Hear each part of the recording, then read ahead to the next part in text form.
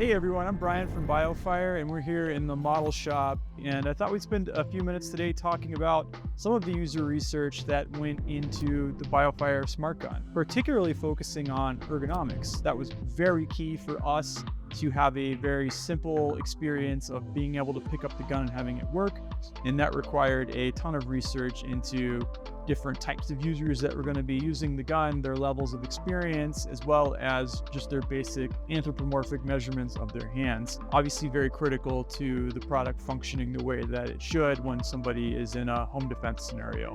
And especially with a product like ours, which we consider a life-saving device, this is something somebody's going to use on potentially their worst day, and they're going to use it to stop a threat to protect themselves or their family.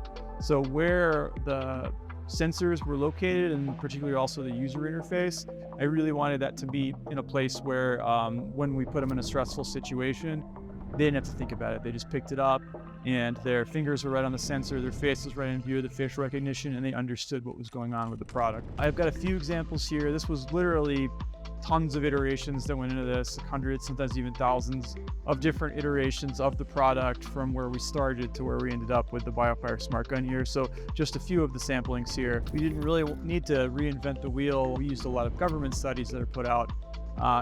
Military does a great job of publishing all of their anthropomorphic measurements that they take on service members across branches, across genders, across ages, and just general heights and weights and things like that.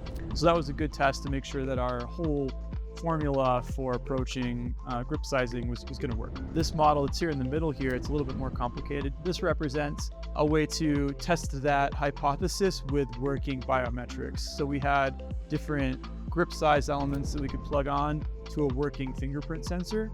And then we had a little screen in the back that would let us know if somebody was able to authenticate it. And so we did tests where somebody had to quickly on a stopwatch draw and bring it up on target. And we wanted to see that if we sized that grip properly to their hands, that it would actually work well. This was one of our iterations that incorporates all of the systems. It's like a good integration test of all of that.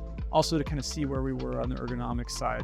This was also one of the iterations we did that incorporated the facial recognition as well. So it was a good test to see that the angles of the camera were able to read the faces as somebody was coming up from low ready to ready. And so you can kind of see the progression between this iteration and the one that's closest to me is the Biofire smart gun. So they're very similar, but we also took a look at any millimeters that we could shave off of the gun, optimizing really for trying to build the smallest platform that we could. And where we ended up landing with the smart gun is a backstrap piece that snaps in right underneath the beaver tail where the web of your hand is. Because we saw through our studies that as you walk back that beaver tail, it's sizing the gun both to your trigger finger as well as your middle finger that lands on the fingerprint sensor. So it's kind of walking that back at the same time. And so we figured out through a series of those that captures pretty much all the hand sizes that we wanted to. And then once we were in this integration phase, we have the example here that's a fully integrated working system. I can put a prototype like this in front of a user and ask them to explain it to me. It was a good test for me to see how close I was, or if there were things on the product that didn't fully make sense to them that we then need to iterate on a little bit more. And sometimes it takes many of those iterations to get to the one that is the best experience for the user. So doing those experiments, getting these prototypes in users' hands, and recording the feedback was absolutely critical to getting to where we are. So yeah, it's a little bit of an overview. These are just a sampling of tons of iterations that we did along the way, but you can kind of see the process from initial form studies to ergonomic research, ideation on that, and then integration of that into all the systems, polishing that to the final design that we have here today.